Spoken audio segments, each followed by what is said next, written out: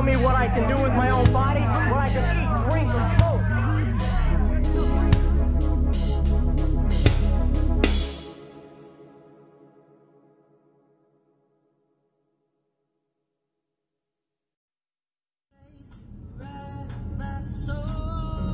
Jadi dilegalin dari tahun berapa? 2012. Pemandangan yang biasa bagi Aristo di Seattle, Amerika Serikat. Papan iklan dan toko ganja bertebaran di mana-mana. Seperti Alfamart dan Indomart di Indonesia. American Mary, toko ganja dekat sekolah. Kalau habis pelajaran pengen langsung dimeng. Aristo mengunjungi toko-toko ini bukan untuk rekreasi, namun adalah bagian dari penulisan karya ilmiahnya.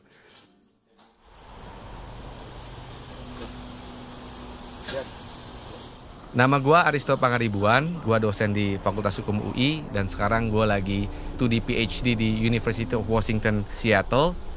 Konsentrasi gue adalah hukum acara pidana, dan akhir-akhir ini gue sangat tertarik dengan criminalization of vice. Vice itu artinya adalah tindakan kriminal atau kejahatan yang tidak universal, tergantung dengan kultur budayanya masing-masing di suatu tempat tersebut. Contohnya judi, LGBT, pornografi, dan drugs.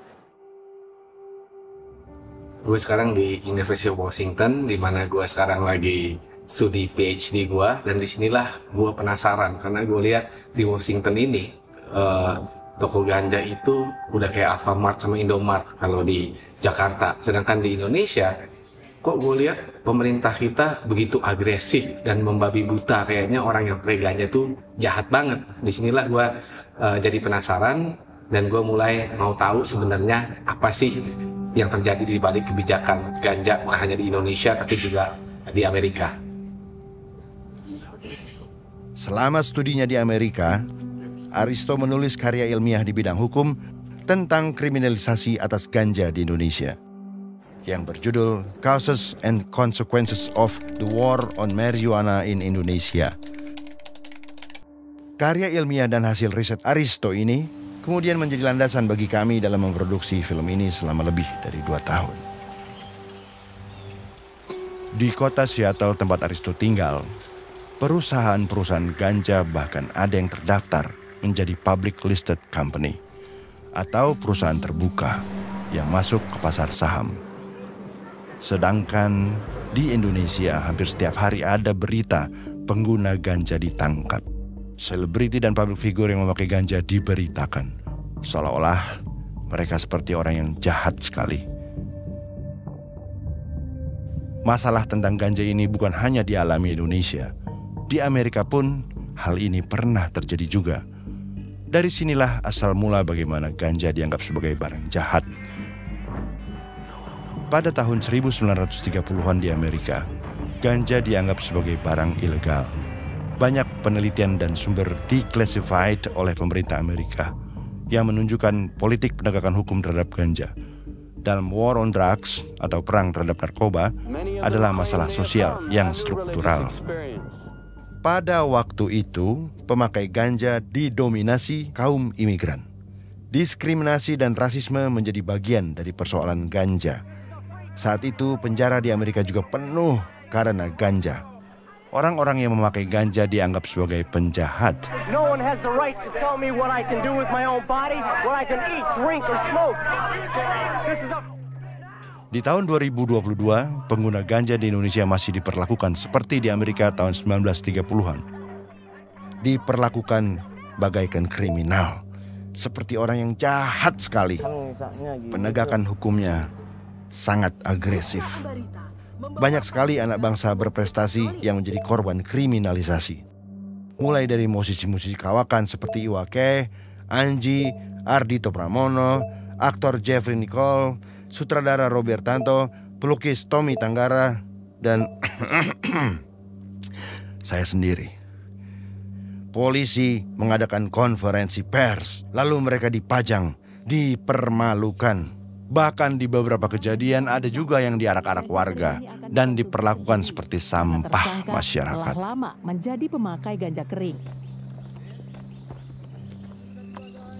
Film ini adalah kisah perjalanan kami sejak 2019 dalam menelusuri isu kriminalisasi ganja di Indonesia. Oke, Pak. Jangan dicicipi ya.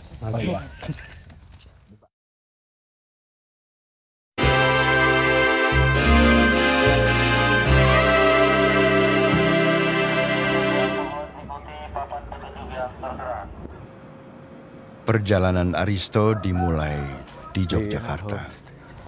Gue mau nemuin seorang seniman visual yang top, yang tinggal di Jogja, Mas Angki Purbandono. Nah, Mas Angki ini punya pengalaman dia ditangkap karena kepemilikan ganja.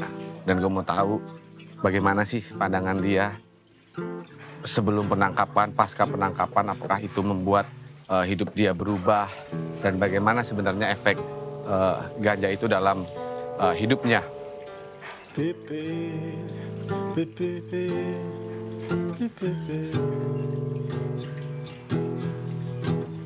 Angki Purbandono adalah seniman visual pertama yang menembus balai lelang seni terkemuka di dunia, Sotheby's dan Christie's, lewat karya-karyanya yang unik dan eksentrik.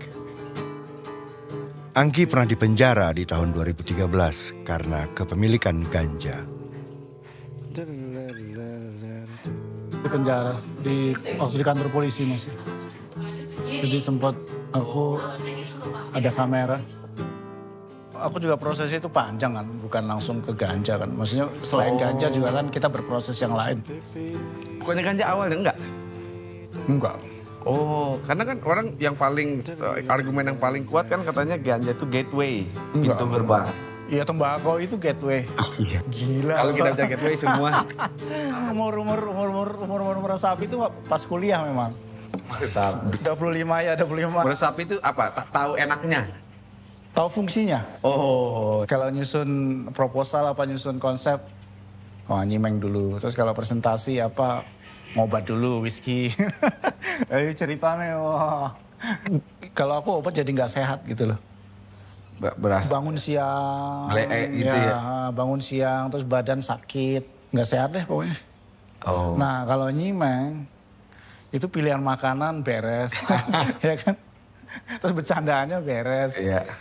Terus kreatifnya jalan, masuk kuliah. Maksudnya oke gitu loh. Kalau obat, biar.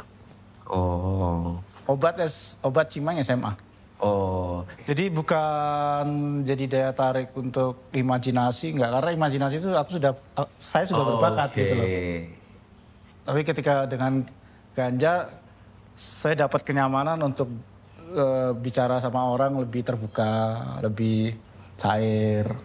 Angki tidak pernah merasa perbuatannya dalam mengkonsumsi ganja sebagai sebuah tindakan yang jahat. Dia tidak pernah merasa dirinya sebagai seorang kriminal. Dia memakai ganja untuk dirinya sendiri.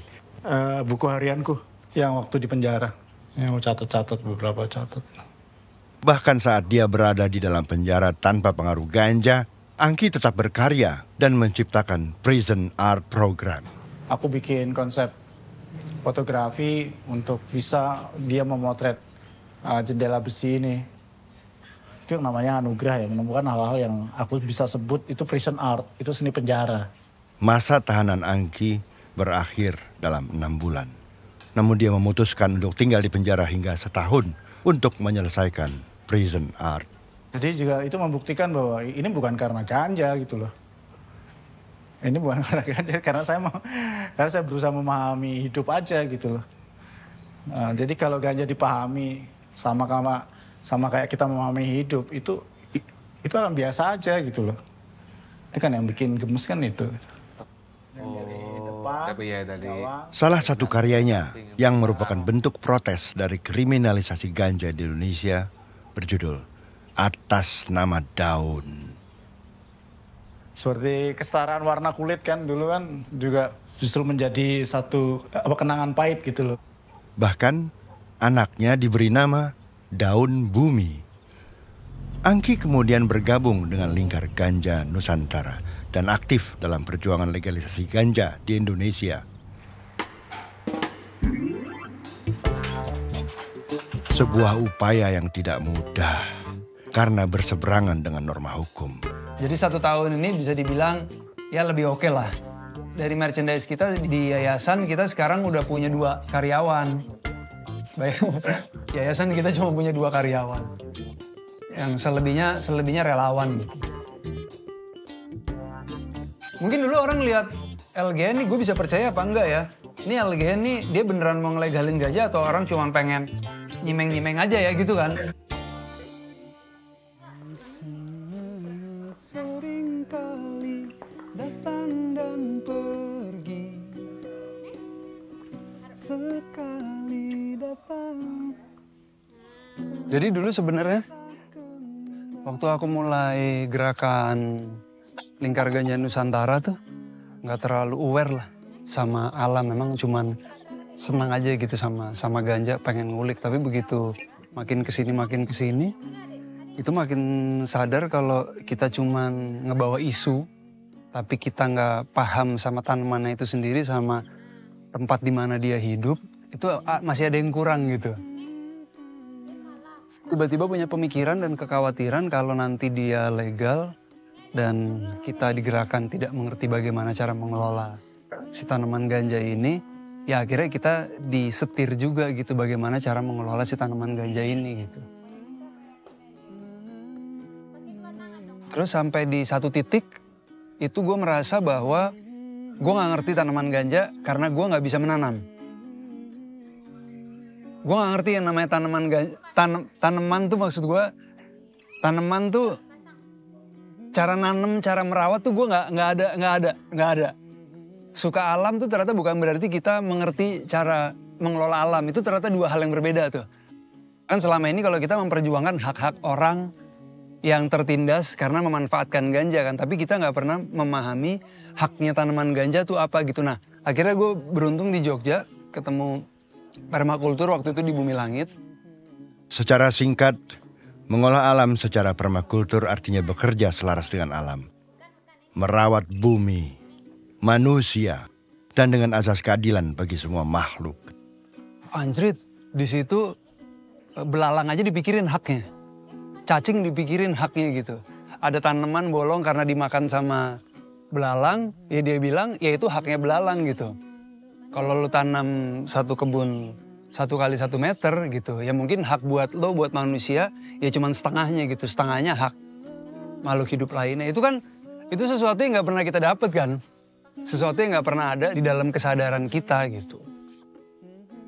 Hari ini, Aristo akan berdiskusi seru tentang ganja dari Seattle dengan Dira. Pertama kali nyoba, nggak punya ekspektasi apa-apa loh waktu itu. Nyoba tuh dikasih temen kayak yang, coba ini ada cimeng, dulu bilangnya cimeng. Nggak ada efeknya, aku coba sama sekali nggak ada efeknya. Berapa jam kemudian, jam 2 malam, 3 malam kita lapar nyari makan. Selesai makan ya udah tidur, udah that's it. Efek pertama gue sama pengalaman gue sama ganja, habis itu baru mulai nikmat. Itu di zaman-zaman kuliah itu, sampai mulai sadar itu ilegal. Kuliah kan undang-undang belum 2009 Mas Aristo? Ya, 97. Iya kan, 97. Nah, zaman kuliah dulu penegakan hukumnya sama nih. Tapi penegakan hukumnya nggak sekeras setelah 2009. Jadi kita masih banyak lolosnya lah. Ganja nikmat sih. Jadi gue punya keyakinan bahwa ini bukan sesuatu yang buruk gitu loh. Karena gue udah pernah nyoba. Nah, menurut Mas Dira sendiri memang ganja ini manfaatnya apa sih? Selain rekreasi itu? Kan kalau untuk obat masih banyak farmasi yang bisa mendevelop obat lain. Fidelis nih, paling sederhana Fidelis dulu ya yang udah kejadian. Dia kan udah bilang kalau aku udah coba banyak banget obat, tapi kok hasilnya nggak maksimal gitu. Ya udah ini ada pengetahuan tentang ganja yang bisa dimanfaatin untuk pengobatan istriku gitu. Aku coba dan ada hasilnya gitu. Bahkan kan buat beberapa orang itu sederhana memberikan nafsu makan gitu. Banyak obat nafsu makan yang lainnya gitu. Tapi ketika itu nggak berhasil dan punya efek samping, mestinya ini bisa jadi opsi gitu aja. Emang ganja ada negatifnya nggak sih? Apa positif semua? Enggak, ada. Ya tapi lagi-lagi itu bukan, maksudku seburuk-buruknya orang kayak gitu dia nggak nyelakain orang lain, itu yang pertama. Ya dia tidur di rumah, ya kan paling temennya yang repot. Udah dia nggak kayak korupsi gitu, atau nggak kayak pembabatan hutan gitu loh, yang efeknya tuh masif gitu loh Mas. Dan itu bisa terjadi dengan substance yang lain juga. Pasti. Ya. Aku pikir masalah penyalahgunaan ini harusnya nggak ada urusannya sama pidana. Sulitnya juga karena ini udah kadung ilegal itu loh. Ilegal itu bukan cuma ilegal di level hukum, tapi sampai ada yang menganggap ini haram, ya kan? Ini dosa. Jadi udah sampai kayak mendarah daging, ini sesuatu yang kalau anak lo sampai ngelakuin ini, itu lu malu keluarga lo gitu loh. Aktivis-aktivis LGN sendiri ada yang pernah akhirnya ketangkep, dicurigai? Banyak. Kebanyakan karena make, cuma nyimpennya kebanyakan. Nah itu tuh Indonesia tuh. Kalau lo nyimpennya banyak dikit, kategori bandar. Iya. Padahal kan ada kan kayak ibu-ibu yang belanja bulanan gitu Mas. Aku kalau yang penting kulkas penuh ya kan awal bulan apa. Nah itu hitungannya bandar tuh. Walaupun makanya buat 1 bulan, 2 bulan ke depan udah. Wah udah kacau deh. Kalau penegakan hukum di Indonesia Mas. Sedih kalau kita masuk penjara itu, kalau nengok orang tuh saking penuhnya tuh kita mau jalan juga jalannya juga pelan-pelan nyebrang sana sini karena padat gitu loh. 96% lapas kita kan isinya narkotika. Iya, dan kebanyakan ganja. Aku nggak pakai riset nih ya, tapi orang-orang yang pernah dipidana karena ganja, emang mereka jera. Selama tanaman ganja belum punya hak buat hidup di muka bumi ini, kita masih akan terus berjuang. Selama masih ada orang yang ditindas karena memanfaatkan ganja, itu kita akan terus berjuang. Dan selama peradaban ini nggak bisa dibangun bersama tanaman ganja, kita juga akan terus berjuang, gitu aja. Dan pasti legal pada waktunya. Amin.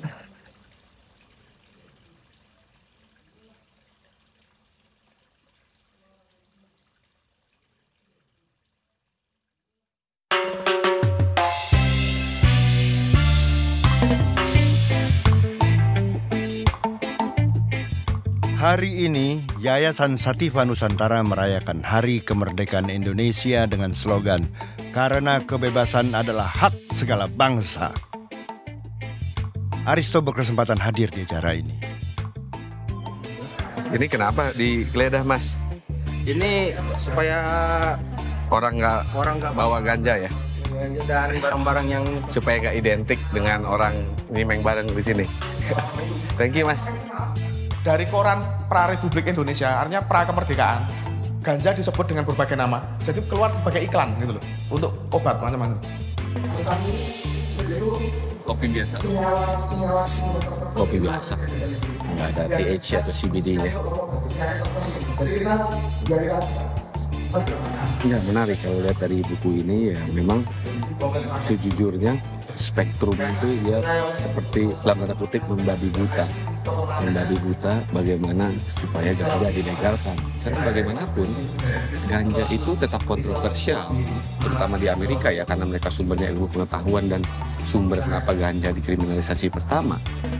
Di Amerika pun orang masih berdebat soal manfaat ganja, riset belum konklusif. Apa bedanya ketika kita meminum segelas kopi dengan segelas air putih? Efeknya di tubuh kita, kenapa beda? Karena ternyata di dalam tubuh kita ada reseptor kafein. Jadi biosemiotika ini sebenarnya ilmu kuno. Jadi bagaimana kita bisa menjalin komunikasi dengan makhluk Tuhan yang lain, ya kan? Melakukan edukasinya harus pelan-pelan. Kalau langsung melakukan edukasinya membabi buta, maka resistensi akan tinggi nanti.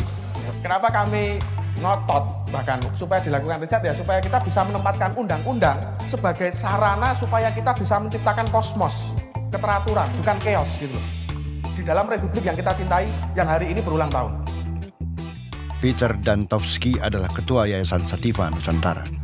Saking cintanya dengan ganja, Peter Danto pernah dipenjara sampai 3 kali akibat semua eksperimennya tentang ganja. Mas Danto, makasih waktunya.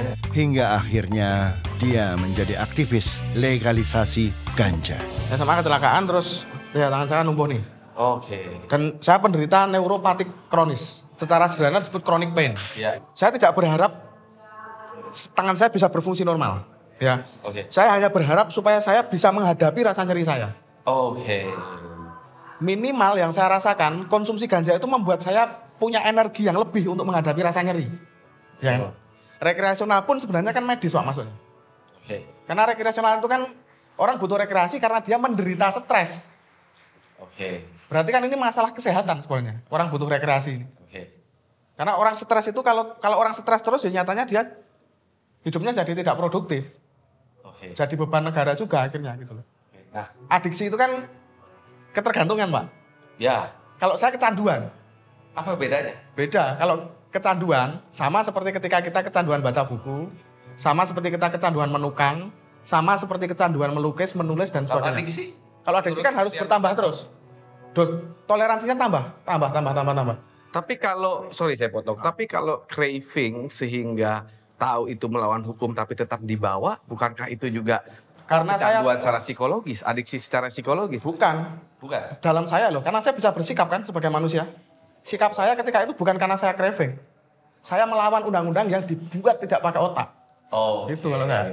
Di tempat rehab itu banyak yang di ganja juga. Yang ganja hanya saya. Oh, cuma satu. Banyak apa? Sabu. Pak itu sabu, terus pil koplo, sama game online. Game online. Sama ada memang penderita skizofrenik. Karena pemerintah, karena pemerintah juga menganggap pemerintah ini melindungi rakyatnya dari zat-zat yang dapat membuat mereka tidak produktif. Upaya melindungi masyarakat supaya ganja tidak merusakkan ini. Ya, gitu. Nah, Itu. Kira-kira kan argumentasi utama. tidak apa-apa. Kalau misalnya memang itu keyakinannya BNN tidak apa-apa. Tetapi keyakinan itu harus dibuktikan dengan riset gitu loh. Sederhana itu sih kalau saya. Selama ini perang terhadap narkotika itu sama dengan perang terhadap pengguna narkotika dan itu gagal total. Ya peradilan tuh hakim, jaksa, polisi main. Nggak mau bayar, pasal ini kan. Bisa itu industri hukum. Lapas ini mengalami tingkat over capacity mencapai 650%. Overkapasitas lapas sudah menjadi masalah berulang yang tidak selesai. Hal ini bahkan sudah pernah menjadi perhatian dan kritik dari Menteri Hukum dan HAM beberapa tahun lalu. Ini juga harus ada perubahan mindset, khusus narkoba. Kalau misalnya narkoba ini jangan dikirim ke penjara kalau pemakai, yang direhabilitasi. Ini akan mengurangi jumlah yang sangat besar, sehingga ruang buat kita membuat satu lapas yang lebih manusiawi buat yang lain, itu bisa terjadi. Untuk melengkapi risetnya, Aristo butuh perspektif dari pihak penegak hukum. Hari ini, ia akan berbincang dengan salah satu kenalan lamanya, Kombes Sulistiandriat Moko, juru bicara BNN tahun 2017-2019, yang kebetulan sedang mengambil studi doktoral hukum di Fakultas Hukum Universitas Indonesia. Kualitas lebih bagus Indonesia daripada luar negeri. Luar negeri Indonesia diekspor iya, tapi mengimpor ganja nggak mungkin. Nggak pernah ada kasus pengungkapan. Nggak pernah ada ya? Ganja impor nggak pernah. Dulu zaman Belanda pun ganja kita itu sudah melanglang buana kemana-mana. Tadi Bapak mengatakan bahwa dulu zamannya Belanda juga Belanda mempromosikan ganja Indonesia. Kemudian di Aceh juga menjadi penyedap makanan. Kemudian ada ladang ganja juga di Aceh. Di Indonesia tanamannya subur. Nah, bisa nggak Pak diceritakan perjalanannya dari dulunya boleh, kemudian jadi nggak boleh? Dulu juga nggak boleh. Dulu juga dilarang sejak Indonesia meratifikasi Single Convention. Ganja menjadi ilegal di dunia sejak kesepakatan PBB di tahun 1961. Indonesia kemudian mengkopinya menjadi Undang-Undang Narkotika. Sedangkan pada tahun 2020, kesepakatan tersebut sudah direvisi. Ini gimana sih Pak penegakan hukumnya terutama terhadap penggunanya? Sebenarnya menurut BNN tuh arah kebijakannya gimana Pak? Berantas masukin atau edukasi rehabilitasi? Pasal 112 itu bunyinya, mereka yang menyimpan, memiliki, menguasai, atau menyediakan, tidak menyebut jumlahnya. Itu sudah kena ancaman minimal 4 tahun, maksimal 12 tahun. Denda minimal 800 juta, maksimal 8 miliar. Formulasi pasalnya seperti itu. Gitu loh. Dengan pasal itu diterapkan, quote and quote, terjadilah kriminalisasi terhadap penyalahguna. Sepanjang pasal itu belum dirubah, maka tetap yang seperti itu bisa dimasukkan penjara. Oleh karena itu pasal itu dululah yang harus dibenahi, sehingga menutup peluang atau ruang penyidik untuk menerapkan pasal itu. Tapi Bapak sendiri melihat nggak, tadi kan kita ngobrol soal undang-undangnya, Bapak melihat ada persoalan nggak Pak di dalam undang-undang narkotika itu tadi? Perlu diperbaiki nggak undang-undang narkotika kita? Mengapa lapas rutan kita itu penuh narapidana dari kasus narkoba? Penyebab utamanya adalah undang-undang narkotika. Kriminalisasi yang terjadi karena adanya pasal 112. Pasal itu tuh sebetulnya implementasinya tidak letterlek ansih seperti itu gitu loh. Pak, tapi menarik Pak, akhirnya mau nggak kayak Indonesia? Saya nggak bilang bahwa Indonesia harus mencontoh, tapi negara-negara yang tadinya regulasinya ketat, terus kemudian LP-nya over kapasitas seperti Amerika. Amerika dulu Pak, dari tahun 30-an sampai California pertama 96 decriminalize, kemudian Washington 2012. Akhirnya nyerah, udahlah kecapean kita memberantas nangkep-nangkepin. Akhirnya dia nyerah nih. Mempelajari pola itu nggak Pak? Ada nggak kepikiran seperti itu? Apa lagi balik ke compliance Indonesia belum siap untuk itu? Untuk semua obat atau untuk ganja saja? Ganja aja, ini saya bicara ganja. Karena tadi saya katakan semua obat nggak ada Pak yang kayak begitu. Hanya ganja aja yang begitu. Perusahaan terbuka TBK ganja pertama di dunia Amerika Pak. Tapi menuju ke situ Amerika juga nangkepin orang nggak karu-karuan Pak. Nangkepin Hispanik, Black. Jadi makanya ini kontroversi kalau kita bicara di Amerika. Ada soal racial bias, kemudian akhirnya capek nangkepin, nggak menang-menang dulu zamannya Nixon. Akhirnya sampai, udahlah. Walaupun di federal law masih illegal ya. Tidak bisa dibandingkan dengan di Belanda, tidak bisa dibandingkan dengan di Amerika. Regulasi sedemikian efektifnya mereka untuk dipatuhi. Compliance terhadap regulasi di mereka itu sudah bagus sekali. Kalau di Indonesia, alangkah tidak masuk akalnya, menurut akal sehat saya, kalau itu diregulasi lebih kendor. Apa jadinya penanaman ganja itu? Potensi penanaman ganja di Indonesia itu besar sekali. Iya, tropis Pak, di Aceh dari dulu. Bagaimana mengawasi itu gitu loh? Saya nggak bisa habis pikir. Bagaimana mengawasi yang dikatakan oke lah dilokalisir gitu. Bagaimana mengawasi itu gitu loh. Bagaimana mengawasi bahwa distribusinya itu terkendali. Kemudian pemrosesannya, kemudian pemakaiannya terkendali. Saya dalam kondisi saat ini saya belum bisa berpikir. Masyarakat belum siap, infrastruktur untuk mengendalikan belum siap, atau masyarakat ini masalah belum siap moral? dalam tanda kutip. Kalau kita makmur, masyarakat sudah disibukkan dengan hal yang lebih positif yang lainnya, banyak hal yang lebih menarik lainnya daripada menggunakan. Tapi kalau dia tidak punya choice untuk menikmati yang lain itu, adanya itu, karena itu mendatangkan kenikmatan, relax, fly on itu, karena dia akan bisa dibayangkan sampai ke kampung-kampung gitu, akan orang menikmati itu gitu, karena dia bisa berkhayal, berhalusinasi gitu. Apa jadinya gitu loh, nggak ada choice yang lain, dia menikmati kesukacitaan yang lain di lainnya itu nggak ada, kan tidak ada ongkos untuk itu gitu loh. Contoh yang konkret saja, putus pacar, ketika dia pakai ganja, dia bisa membayangkan, aku bisa dapat pacar yang artis yang lebih cantik daripada yang pacar mutusin gua itu. Halusinasinya itu. Tapi ketika itu hilang, dia ingat lagi, oh ternyata saya diputus, cari barang lagi dia. Ketika sifat halusinasinya itu hilang kan jadi realistis lagi. Sedih lagi, oh ternyata saya diputus gitu. Nyari barang lagi supaya bisa mendapatkan itu lagi. Terima kasih Pak Sulis, udah waktunya, ilmunya, bincang-bincangnya. Hasil pembicaraan gue dengan mereka berdua memperkaya perspektif gue. Klaim Peter Danto sedikit ada benarnya. Paling enggak soal klaim dia tentang budaya kita yang lekat dengan ganja. Dan mereka merasa ganja memiliki manfaat buat mereka masing-masing tanpa harus merasa menjadi penjahat ketika mengkonsumsi ganja. Di sisi lain, saat gua ngobrol dengan Pak Sulis, gua ngerti juga melihat dengan kacamata dia sebagai penegak hukum. Apapun alasannya, di dalam undang-undang narkotika kita, ganja itu masih termasuk golongan 1 yang sama bahayanya dengan sabu dan heroin. Harus diketahui, sebenarnya penggolongan itu dimulai oleh Amerika Serikat yang sekarang bahkan negara-negara bagiannya sudah meninjau ulang hukumnya tentang marijuana. Setidaknya 11 negara bagian di Amerika sudah melegalkan ganja secara full, bahkan untuk penggunaan recreational. Dan negara bagian pertama itu salah satunya adalah Washington State, tempat di mana gue belajar. Sisanya mereka sudah melegalkan ganja untuk keperluan medis atau setidak-tidaknya sudah menganggap ganja bukan perbuatan kriminal. Pada akhirnya, permasalahan mengenai ganja ini memang sebuah kontroversi yang sudah berlangsung lama, bukan hanya di Indonesia tetapi juga di dunia. Paling tidak, kita bisa berkaca dari pengalaman-pengalaman negara-negara yang menghadapi perdebatan soal ini.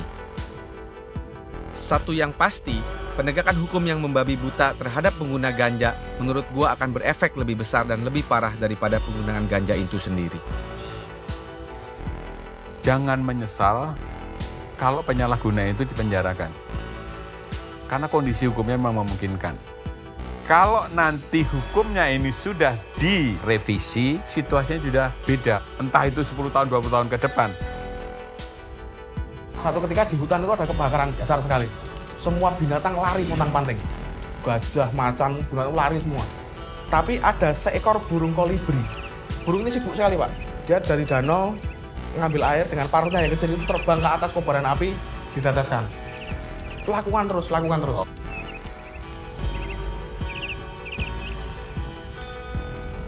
Gajah itu lama-lama kan lihat itu, ini ngapain si kolibri ini? Terus dia teriak, kolibri kamu ngapain? Kamu gila, kalau kamu kepengen memadamkan api dengan paruhmu yang sekecil itu. Jangankan memadamkan itu, keluar dari paruhmu aja udah langsung hilang airnya. Si kolibri bilang, aku tidak berusaha memadamkan kebakaran. Aku hanya melakukan satu-satunya hal yang aku tahu.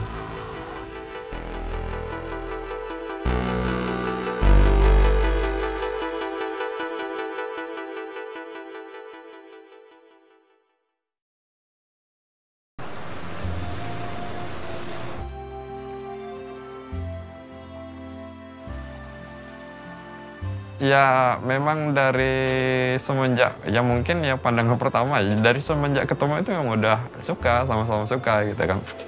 Oh ada ya, kita pada Ya realnya ya begitulah.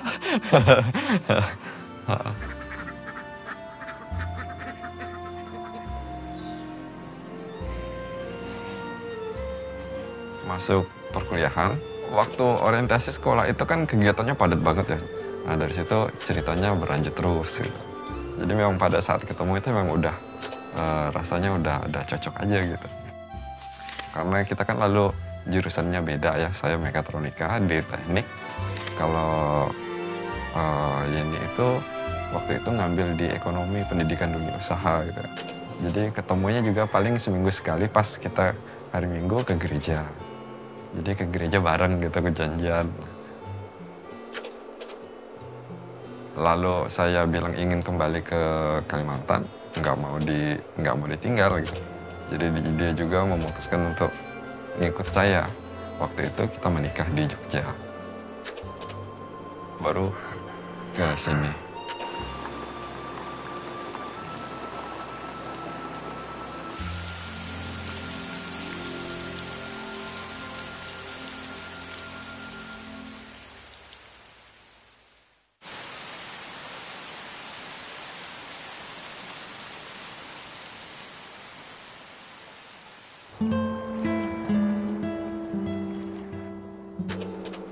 Kita berencana untuk punya anak kedua. Nah, waktu mulai hamil ya kita senang. Akhirnya yang kita inginkan tuh dikabulkan kan. Namun sayangnya ya waktu kehamilan umur 5 bulan, itu ternyata almarhum ini sakit. Seperti demam gitu, tapi kondisinya aneh lah. Demamnya itu hanya separuh badan sebelah kanan. Sebelah kirinya itu normal, sebelah kanannya yang demam. Kadang berkeringat sampai basah itu. Sebenarnya sebelah kirinya normal. Dibawa ke rumah sakit, dicek. Waktu itu dokter hanya bilang kalau itu mungkin bawaan hamil ya mungkin ya. Jadi hanya dikasih vitamin, disuruh istirahat. Sakit lagi seperti itu dan semakin parah menjalar. Bahkan sampai tangan sebelah kirinya itu nggak bisa digerakin juga. Separuh ke bawah tidak bisa digerakin. Itu sampai waktu itu dokter juga nggak memutuskan apa sih sebenarnya penyakitnya itu. kita udah ke Pontianak, di Sanggau udah nggak bisa, di Pontianak bahkan sempat dirujuk ke Singkawang. Sampai sempat 2 kali kita lakukan MRI, balik lagi, pokoknya bolak-balik rumah sakit gitu kan. Akhirnya diketahui Yeni mengidap syringomyelia, satu bentuk kelainan sistem saraf pusat akibat kista yang tumbuh di tulang belakang.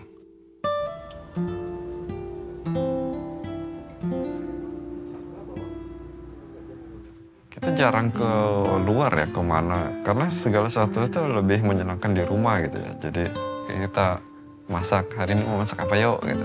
Kita ya udah bareng, kita masak apa, ngerjain apa itu bareng, gitu, bersih-bersih apa segala macam. Yang penting kita sama-sama itu udah menyenangkan gitu kok. Kalau pengen punya sesuatu ya kita nabung. Bangun rumah ya nabung dikit-dikit gitu, ya nggak langsung jadi gitu kan, makanya segala sesuatunya ya pelan-pelan.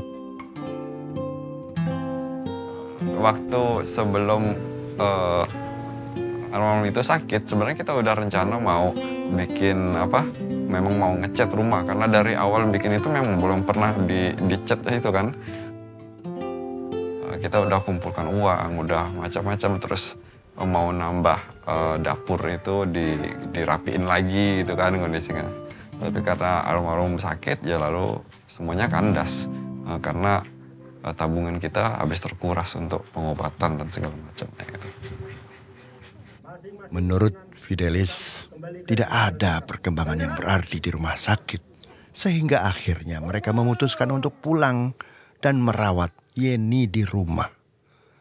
Sementara Fidelis terus mencari pengobatan alternatif lain untuk istrinya. Sebelum saya memutuskan menggunakan ganja itu, saya udah cari-cari di literatur dulu ya, banyak baca buku. Termasuk saya waktu itu sempat dapat akun gratis ya di perpustakaan terbukanya punya Harvard University ya. Jadi saya punya banyak buku. Karena ketika waktu saya diberitahu bahwa obatnya itu ganja, saya tuh bingung. Kok bisa jadi obat? Saya cari literatur buku di Indonesia itu nggak ada. Fidelis belajar teknik budidaya ganja secara online dari komunitas pemerhati kanabis di luar Indonesia. Dia juga bertemu dan berbagi cerita dengan sesama penyintas syringomyelia. Sampai saya benar-benar yakin bahwa inilah satu-satunya alternatif. Karena saya juga mencari yang dibutuhkan almarhum ini adalah cannabinoid. Gitu. Saya search, ternyata tidak ada bahan lain di dunia ini yang mengandung cannabinoid selain di ganja. Hanya di ganja gitu kan. Jadi ya memang nggak ada alternatif lain waktu itu. Ya dengan kondisi almarhum semakin memburuk, akhirnya ya udah saya putuskan ke ganja. Dari ilmu yang saya dapatkan dari kontak-kontak sama mereka di dunia maya, saya mulai mengolah sendiri dan memberikannya kepada almarhum. Menurut Fidelis, eksperimennya berhasil dan kondisi Yeni turut membaik. Waktu itu saya sudah menggunakan ke almarhum itu kurang lebih 6 bulan. Luar biasa.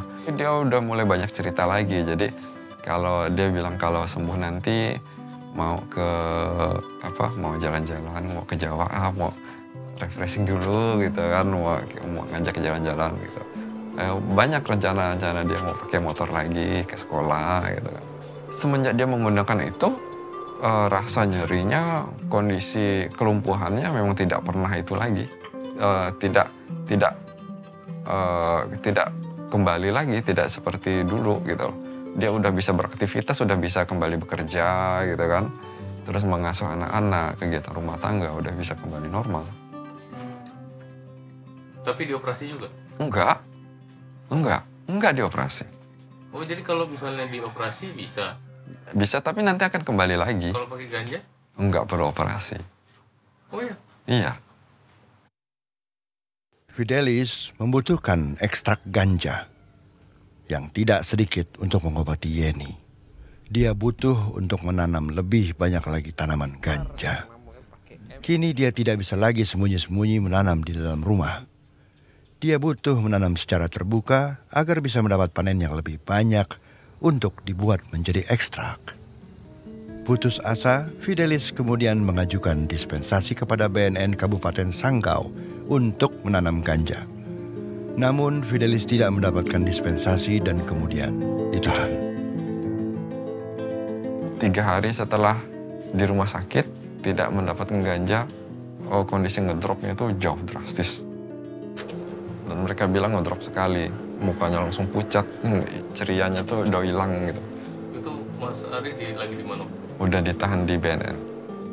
Ya, saya bilang sama penyidik, ya itu buktinya seperti itu bahwa saya memang menggunakan itu atau obat. Tapi mereka mana peduli kan. Yang mereka bilang, yang mereka tangani ini proses hukum, bukan menyembuhkan orang sakit. Mereka nggak ada urusan sama menyembuhkan orang sakit gitu. Yang ditangani itu proses hukum. Ya udah, saya mau bilang apa?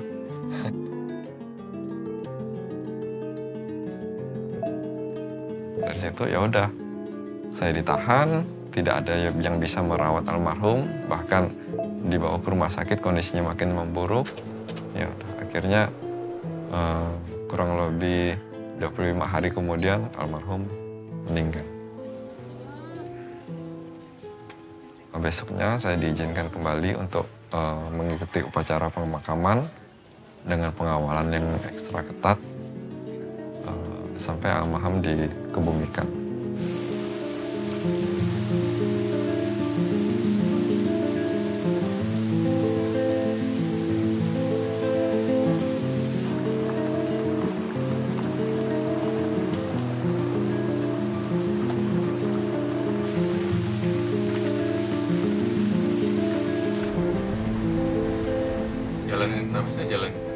Ya, jalan hukuman udah diputuskan, ya udah jalanin hukuman. Karena saya berpikir ya saya masih punya 2 orang anak yang harus saya rawat, saya besarkan. Jadi kalau umpamanya saya terus bertahan, misalnya kayak saya banding atau gimana ya, semakin lama saya bertemu dengan anak saya, semakin lama proses hukum, ketidakpastian hukumnya gitu. Jadi saya memutuskan ya udah, saya lebih memilih ke anak. Toh almarhum juga sudah tidak bisa kembali kan, tidak bisa diselamatkan lagi. Tapi saya masih punya kedua anak yang harus saya perjuangkan masa depannya.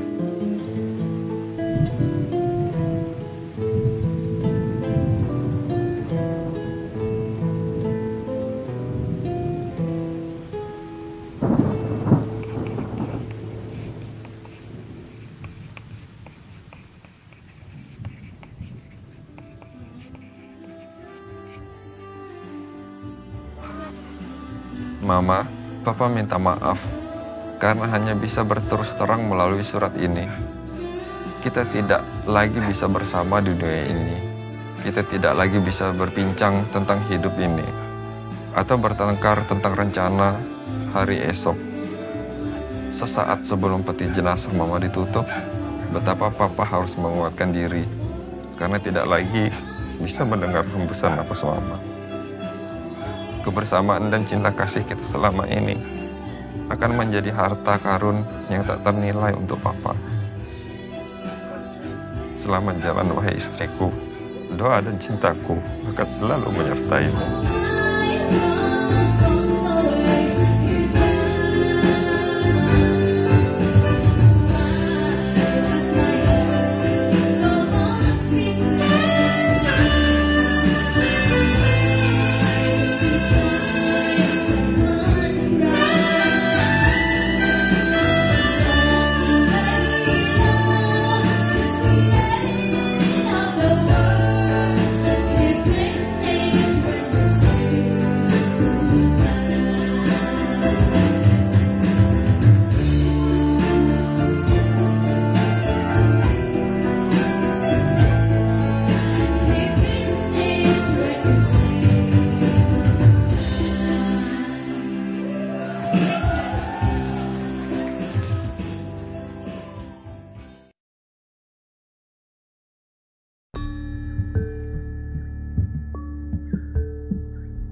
Alam itu kan bulat begini, nggak ada yang segitiga yang dibilang orang yang paling tinggi predator, nggak ada. Bulat, ntar predator juga yang makan juga mikroba. Diurai lagi, dimakan lagi sama tumbuhan, tumbuhan lagi dimakan sama herbivore, herbivore dimakan lagi, terus begitu bulat. Enggak. Jadi kalau dipikir-pikir semua equal kan? Sudah numbuh di sini. Kita bilang tanaman itu makhluk yang paling rendah ya, tanaman itu. Kita nggak ngerti loh mereka bisa mikir apa, mereka punya plan apa. Buktinya kita dimakan sama mereka kok kalau jadi kompos. Makanya itu be respectful kalau aku sih ke segala hal yang di sekeliling kita. Karena itu aku tidak melihat hama, aku tidak melihat gulma, aku tidak melihat hama, nggak melihat penyakit. Semua itu ekosistem, punya fungsi masing-masing.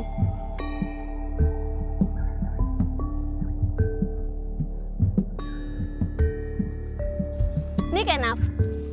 Nih, emang mirip kan ya? Dulu, waktu kami nanam kan, segede ini. Orang pada ribut tuh. Karena dipikirnya ya itu. Tapi setelah keluar bunganya baru ketahuan tuh hibiscus ya. Beda ya. Kalau hem itu kan sudah masuk kanabis sih. Bunganya jauh berbeda soalnya. Bunganya dia kayak bunga waru. Sejenis bunga sepatu dia. Dwi Pertiwi adalah seorang petani dan guru permakultur. Sehari-hari Dwi menjalani peran ganda untuk merawat ibu bumi sebagai seorang petani permakultur dan sebagai seorang ibu tunggal yang baru saja kehilangan mendiang anaknya.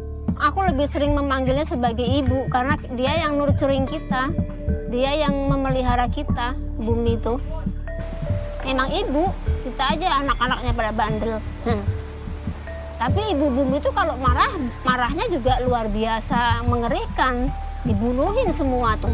Angin ribut, ada yang landslide, yang macem-macem.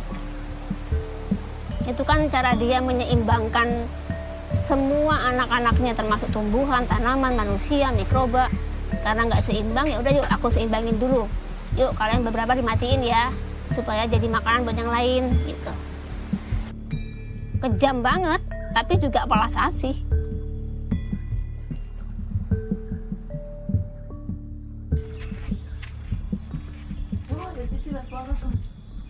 Sasono loyo. Loyo itu kematian, sasono itu rumah kematian. Sasono. Belum genap 1 tahun Musa, anak tunggal Dwi, meninggal dunia. Musa meninggal di umur 16 tahun akibat komplikasi cerebral palsy yang dideritanya sejak bayi. Aku mau kok, yuk tak ajak keliling ke beberapa tempat tuh, beberapa tempat di Gunung Kidul, di mana yang orang tua yang tidak punya pilihan lain selain meninggalkan anaknya sendirian di rumah. Karena mereka harus kerja.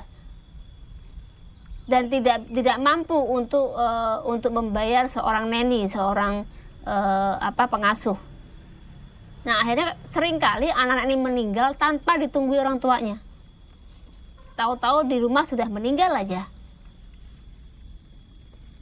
Gimana coba perasaan? Aku aja yang anakku meninggal di pangkuanku aja, aku get over-nya itu 5 bulanan. Baru aku bisa let go.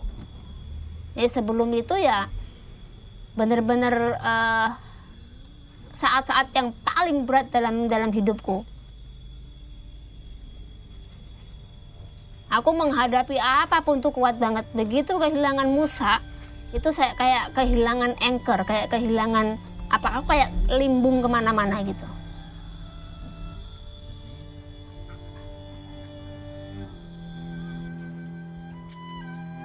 Salah satu momoknya dari orang tua dengan anak punya cerebral palsy itu adalah kejang.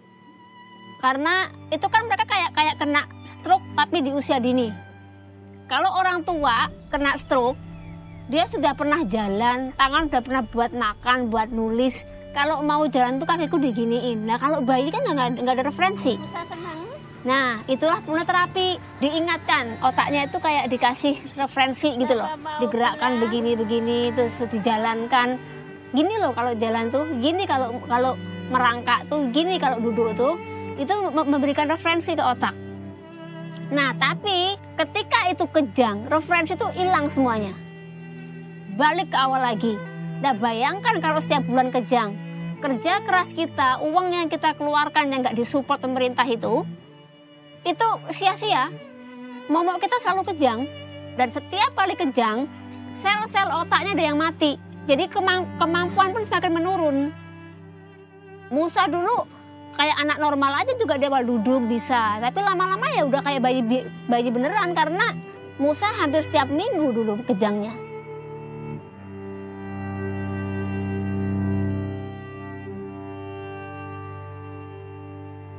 You've only got to meet these families and hear their stories to know that medicinal cannabis has really turned their life around, and that's why we want to legalise the use of medical cannabis. Tahun 2016 adalah tahun pertama Australia melegalkan penggunaan ganja untuk keperluan medis dan riset.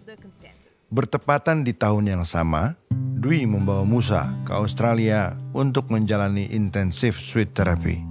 Dan untuk pertama kalinya mencoba menggunakan ganja sebagai salah satu alat terapi untuk Musa. Aku buat kayak semacam incense saja, kasih charcoal, tak kasih di atasnya, aku smoke aja ke kamarnya Musa. Musa pun lebih enak tidurnya. Biasanya Musa tuh semalam itu bisa 2-3 kali bangun. Kalau pakai itu dia sampai pagi. Terus juga muscle tones-nya yang kaku banget tuh, itu lebih relax juga, di terapinya enak. Terus lungs-nya dia kan penuh dengan selalu produksi ria ya. Dia kalau nggak pakai kanabis batuk itu susah. Tapi dengan kanabis itu udah keluar. Bagi pengidap cerebral palsy, hal kecil seperti tidak mampu batuk bisa berakibat fatal, bahkan kematian. Karena dahak yang terkumpul bisa menghalangi saluran pernafasan. Pika tuh mulai TK.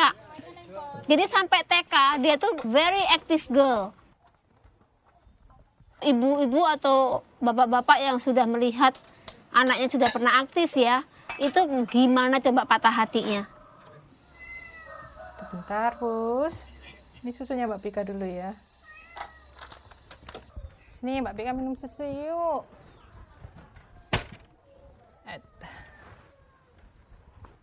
Hai. Selamat sore. Selamat sore. Selamat sore. Mbak Pika.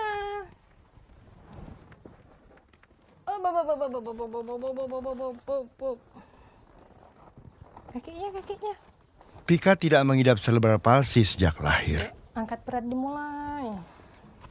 1, 2, 3. Masa kecilnya yang aktif kontras dengan kondisi Pika saat ini.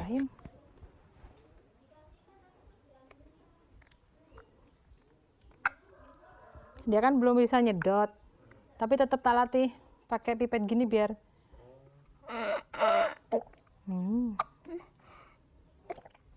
Santi sangat aktif mencari berbagai jenis terapi dan peralatan medis untuk kenyamanan hidup Pika. Di tahun 2020, Dwi, Santi, dan beberapa ibu lain menuntut Mahkamah Konstitusi melegalkan ganja medis untuk pengobatan anak-anak mereka. Aku malah belum paham toh pengobatan apa aku malah belum paham. Waktu itu kita ngobrol lewat Skype atau apa ya, belum WA kan belum ini toh dulu. Dan dikirimin botol itu. Santi ini di negaraku, aku sekarang di London, di negaraku ini dipakai ini loh untuk ngobatin epilepsi. Iki Malaysia iki wis anu lho. Heeh, aku malah dikirimin sama ibunya Mahes. Ibu Mahes. Aku di balain. Ternyata ibu-ibu tuh juga atensi tuh ke keberjuangan kita. Awalnya agak-agak ini sih, agak-agak apatis gitu loh. Karena kan ganja itu kan udah stigma ya, stigma haram lah, stigma ini, stigma sensitif. Itu. Tak ambil darahnya. Hai cantik. Bude datang loh. Baru tidur ya, bangun tidur ya. Ini tinggi banget nih. Keluarin. Jadi setelah kena pneumonia itu kan kemarin pasti ada dadanya kadang susah keluar tuh Bude. Kalau dia susah keluar, tak kasih VCO. Fisik kan licin, jadi kan dia langsung grog gitu loh. Langsung gitu langsung keluar Bude. Jadi aku harus modalnya ada VCO di rumah. Karena kita punya anak seperti itu, artinya kan kita ngulik, iya kan? Nah, kalau dibilang kita nggak tahu, aku yakin kita lebih tahu dari mereka. Yang ngomong kita nggak ngerti apa-apa itu. Oh, kadang-kadang megang terapi, misal terapi anak itu apa namanya? Kita tuh ngelihat terapis megang itu kita bisa tahu kok. Iya. Oh, ini terapinya bagus apa enggak itu. Jadi dulu pernah Pika itu mau dipakein AVO. Mbaknya itu kaku nggak bisa pakai. Kalau pakai AVO kan harus kakinya kan harus napak. Napak terus 90 derajat atau iya, apa ini? Iya, betul. Tungkainya tuh kan lurus gini tuh. Mbaknya tuh gini terus kaku. Nah, aku gini. Mbak, gini loh makainya. Ajarin. Malah aku yang ngajari. Makainya aku gini loh, Mbak. Ini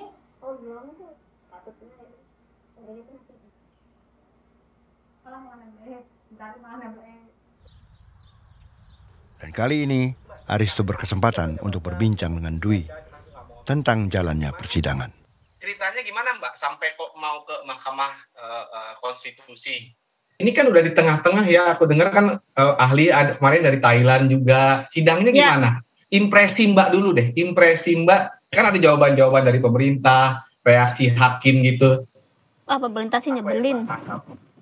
Pemerintah apa sih mah nyebelin pemerintah. Yang aku bikin sebel itu Mas, itu ketika pemerintah ngomong orang tua ini tahu apa sih tentang ganja, side effect-nya juga nggak ngerti apa gitu, ujuk-ujuk make aja gitu kan. Apakah mereka tahu side effect-nya obat-obat modern yang saya kasih ke anak saya? Nggak ngerti. Kita yang merasakan karena kita yang memelihara anak kita dari kecil, kita lihat bagaimana perubahan-perubahan ketika kan menggunakan obat-obat ini. Yang aku tahu itu ada side effect dari obat-obat ini. Yang aku belum lihat itu side effect dari ganja. Mereka nggak punya hak ngomong seperti itu. Karena mereka belum mengalami punya anak seperti Musa. Aku tuh sampai begini loh, diri aku sampai dalam hatiku ketika mendengar ibu itu ngomong, aku doakan kamu punya seseorang yang seperti Musa. Jadi kamu bisa merasakan. Saking sebelnya. Kalau berarti jawaban pemerintah itu kan, oh ada kok obat-obat, kira-kira kan gini, ada kok obat-obat lain nggak perlu ganja lah yang bisa reducing cerebral palsy itu kan? Yeah, that's the answer. Itu kan jawabannya mereka. Tapi apakah memang obat-obat itu tidak lebih baik daripada ganja sepengalaman? Aku kalau pengalamanku dengan cuma 1,5 bulan itu lebih buruk. Karena Musa itu gamnya itu sampai bengkak berdarah. Karena obat-obat itu. Oleh dokter ya? Iya. Apa sih obat yang untuk kejang itu? Itu pun kalau dipakai terlalu sering, dia akan ketagihan juga ya, lebih parah dari ganja lah. Jadi sepengalaman Mbak Dwi udah efek sampingnya lebih parah, tapi khasiatnya juga nggak lebih baik daripada ganja. Ada karena tidak menurunkan intensitas kejang. Padahal kalau kita tuh maunya mengontrol, memanage kejang. Iya. Dia hanya mengobati kejang. Jadi topikal aja ketika kejang terjadi ya udah dihentikan. Tapi tidak memberikan solusi supaya kejang itu nggak terjadi piye caranya gitu, nggak dikasih solusi seperti itu. Ya. Mbak punya harapan tertentu tadi kayaknya rasanya udah pesimis terhadap gugatan ini, kalau ditolak apakah pindah warga negara? Kenapa juga pindah warga negara? Orang yang diperjuangkan sudah nggak ada gitu. Tapi aku tetap berjuang untuk teman-temannya Musa. Banyak Mbak? Di Jogja aja ada 5.000 lebih. Pemerintah ini sekali-sekali lihatlah keluarga-keluarga anak-anak ini tuh. Ketika mempunyai anak yang punya cerebral palsy itu, kualitas hidup orang tuanya pun menurun drastis. Pasti. Nggak hanya anaknya, semua terpengaruh. Gitu. Jadi ketika punya anak cerebral palsy itu harus siap-siap bangun kapanpun 24 jam. Jam 2 bangun ya kita bangun. Jam 3 bangun lagi ya kita bangun lagi. Nah itu paginya masih harus kerja tuh. memahami bagaimana kehidupan kita. Nggak tahu mereka kok. Aku tantang deh hidup deh 2-3 hari aja sama anak yang punya cerebral palsy. Nggak kuat pasti.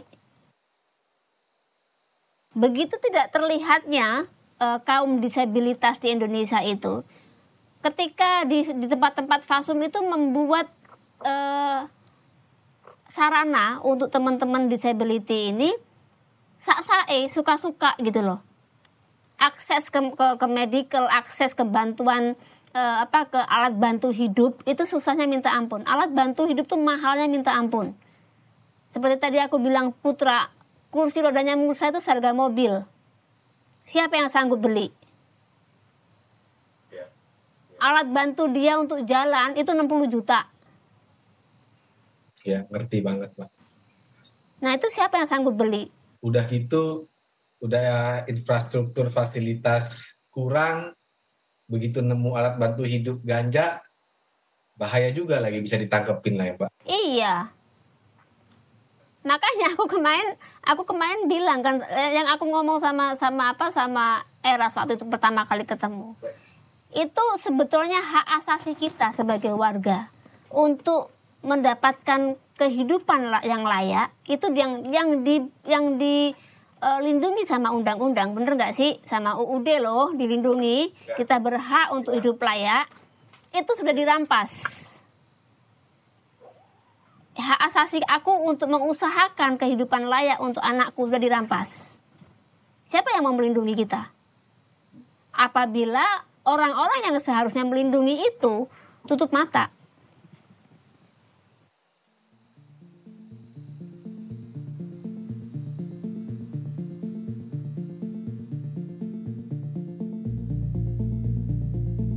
Kamu kenapa itu? Jerawatan? Oh, dibuang. Kenalan sama Bude. Saling dulu. Oh, aku dulu. Sama ya. Kan pernah main tempatnya Mbak Tika. Iya, tempatnya Mbak Tika. Saling.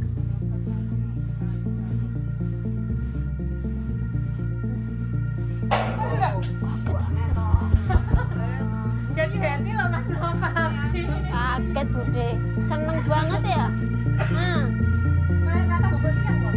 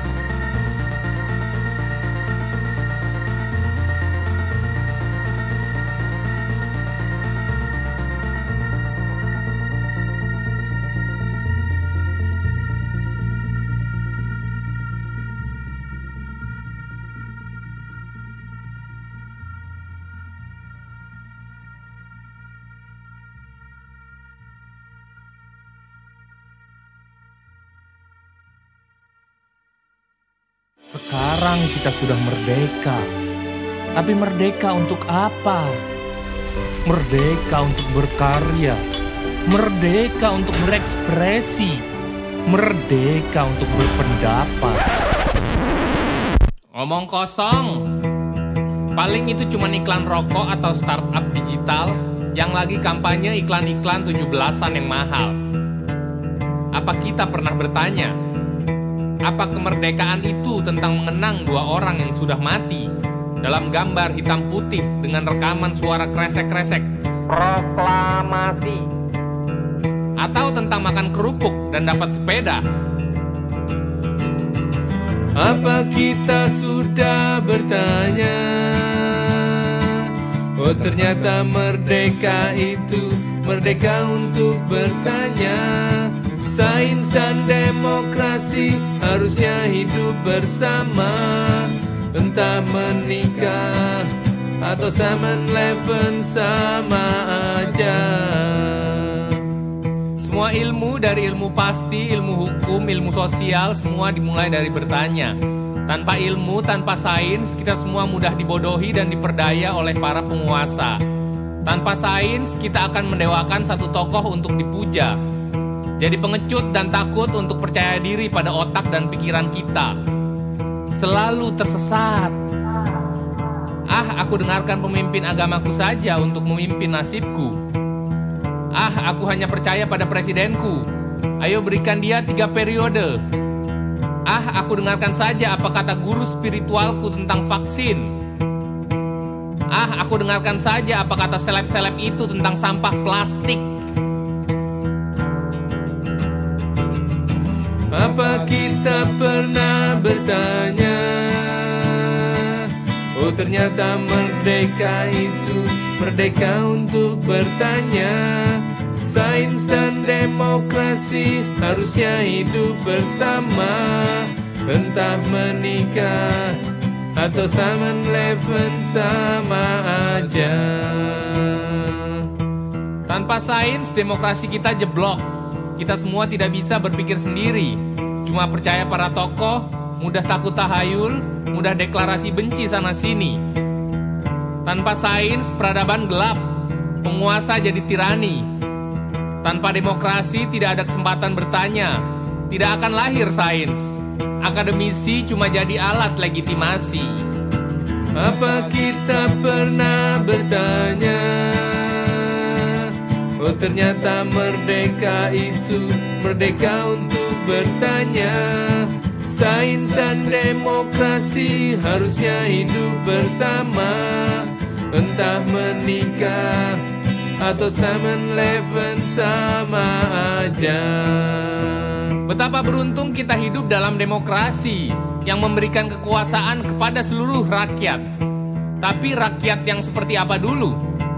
Rakyat yang tidak percaya sains, rakyat yang percaya isu, rakyat yang malu bertanya, takut bertanya. Memang banyak monster menghadang. Nanti dibilang gak sopan, nanti dibilang menista agama, nanti dibilang menghina simbol negara, nanti dibilang sok tahu. Tapi yang paling fatal, pertanyaanku bodoh. Tidak ada pertanyaan bodoh. Lihat berikut ini contoh. Kenapa ada yang miskin, ada yang kaya? Tuhan itu ada nggak ya? Kenapa leher jerapah panjang? Apa benar itu global warming? Apa salahnya plastik? Apa benar bumi itu bulat? Bagi si pintar sepertinya terdengar bodoh sekali. Tapi dengan pertanyaan-pertanyaan bodoh digali, kamu akan mulai mencari. Tapi hati-hati, frustasi lalu terjebak teori konspirasi.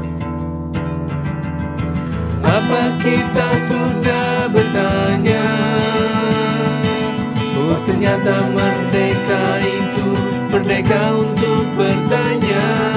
Sains dan demokrasi harusnya hidup bersama, entah menikah atau 7-Eleven sama aja. Tanpa pertanyaanmu, tidak akan pernah ada diskusi. Proses demokrasi kita berhenti. Berani bertanya-tanya, itu baru patriot sejati. Apa kita pernah merdeka bertanya-tanya, oh ternyata merdeka itu merdeka untuk